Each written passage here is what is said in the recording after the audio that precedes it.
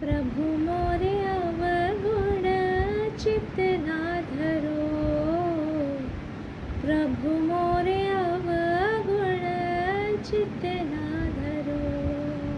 मैला नाला जन्म जन्म का, मैं तो कीच भरा।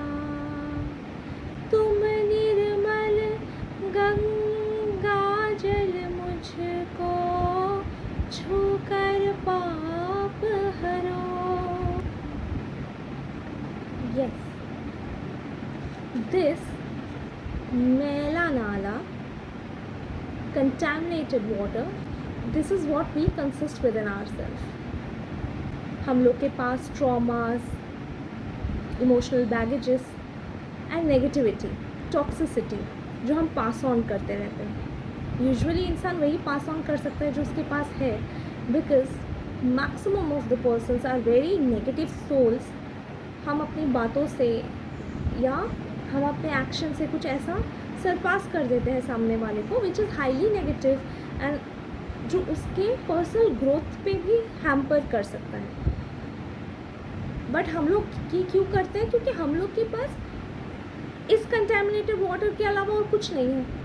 सो अगर मुझे किसी को देना होगा and this is all what I have, तो मैं यही तो पास ऑन कर सकती हूँ ना। मेरे पास तो अच्छा कुछ है ही नहीं। एंड अगर मैं इससे फ्री भी होना चाहूँ, and this baggage is what, और ये जो ट्रॉमास है, बैगेजेस है इमोशनली, ये हम न जाने कितने बर्थ से कैरी किए हुए हैं अपने साथ। वो हमारी सबकॉन्शियस माइंड में, हमारी सोल में कैप्चर्ड है कहीं ना कहीं, और हम हमारी उस नेचर पे we can not get rid of that. So इससे अगर मुक्ति पानी हो इस नेगेटिविटी एंड टॉक्सिसिटी से, वो सो हम लोग क्या करेंगे? इसे खाली कर देंगे, राइट?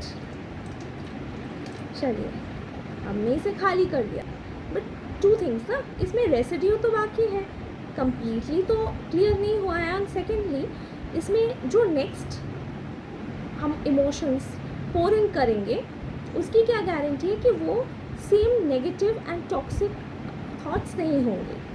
सो इसे खाली करके भी हमें कुछ मिलने वाला या हासिल होने वाला नहीं है। हमें इसमें पॉजिटिविटी पोर इन करनी होगी, और वो खाली करके नहीं होगा। जैसे ही हम अपने वेसल को या चलिए अपने माइंड को क्लियर कर देंगे नेगेटिव थॉट से, वो क्लियर खाली तो रह नहीं सकता हमारा माइंड, तो उसको कुछ ना कुछ तो चाहिए। तो वो क्या अट्रैक्ट करेगा? उसको जिस चीज़ की हैबिट लगी हुई है, वो जो चीज़ वो सबसे फेमिलियर मानेगा, वही अट्रैक्ट करेगा हमारा माइंड। सो वो क्या है? वो नेगेटिव पैटर्न्स हैं, नेगेटिव थॉट्स हैं। तो हम लोग अपने वेसल को अगर खाली कर देते, अपने माइंड को अगर खाली भी कर देते, तो हम नेगेटिविटी ही अट्रैक्ट करेंगे। सो हम इस तरह से अपने माइंड को क्लियर नहीं कर सकते, खाली नहीं कर सकते। हम इसमें क्लियर वाटर पोर इन कर सकते हैं, मतलब पॉजिटिव थॉट्स एंड पॉजिटिविटी, जो हमारी स्पिरिचुअलिटी के थ्रू भी हमें मिल सकती है। सो धीरे धीरे सारी की सारी नेगेटिविटी बाहर निकल जाएगी, एंड जो बाकी सिर्फ बचा रहेगा वो रहेगा क्लियर एंड क्रिस्टल वाटर।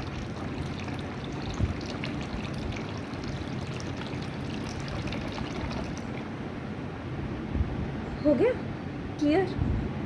इसी तरह हमें अपने माइंड को भी क्लियर करना होता है। इसीलिए कई बार हमारे स्क्रिप्चर्स में हमें डेली डोज ऑफ पॉजिटिविटी, भगवान जी का नाम हो गया, कथा हो गया, इन सब के बारे में हमें बताया गया है। तो to get rid of the negative patterns for us, for ourselves.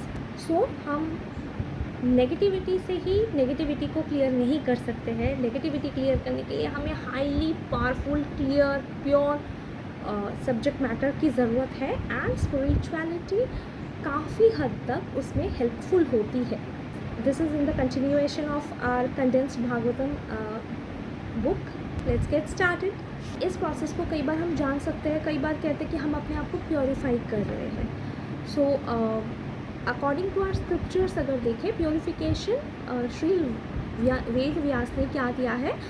यज्ञ और सैक्रिफाइस। यज्ञ को ही सैक्रिफाइस कहा जाता है। सो वेद व्यास जी जानते थे कि ओके इस तरह से we can purify our selves, our souls. Purification process हम अपने लिए स्टार्ट कर सकते हैं या उसे अचीव कर सकते हैं। सो टू सिंप्लीफाई द मेथड उन्होंने एक वेद जो कि बहुत एलैबोरेटली बहुत कुछ एक्सप्लेन था, उन्होंने एक एक सब्जेक्ट मैटर को एक एक बुक में रख के एक ही वेद को 4 भागों में डिवाइड किया। दैट्स वाई वहाँ से उन्हें वेद व्यास कहा जाता है। उन्होंने वेदों की रचना नहीं की। वेद अपौरुषेय माने जाते हैं, लाइक उनका कोई क्रिएटर नहीं है। वेद व्यास जी का जो कंट्रीब्यूशन है वो है उन्होंने एक वेद को 4 भागों में बांटा। उनके जस्ट लाइक सामवेद में उनकी गॉड रिलेटेड हिम्स काफ़ी सारे दिए हुए हैं। सो जिन्हें हिम्स के थ्रू ये प्योरीफिकेशन प्रोसेस करना है वो सामवेद फॉलो कर सकते हैं। तो एक ही वेद को डिफरेंट तरीके से उन्होंने 4 वेद में डिवाइड किया अकॉर्डिंग टू देयर नेचर। जैसे मीराबाई, हर किसी की भक्ति का, प्योरीफिकेशन का, स्पिरिचुअलिटी का तरीका अलग होता है। लाइक मीराबाई, उन्होंने 400 पद लिखे थे, तो वो थ्रू म्यूज़िक गॉड से कनेक्ट होते थे या कृष्ण से कनेक्ट होते थे। सो हर किसी का मीन्स अलग होता है। मेरे लिए वो कहीं ना कहीं स्टार्ट ही हुआ है स्पिरिचुअल बुक से, एंड स्पेसिफिकली टू मेंशन ये प्रभुपाद जी के बुक से।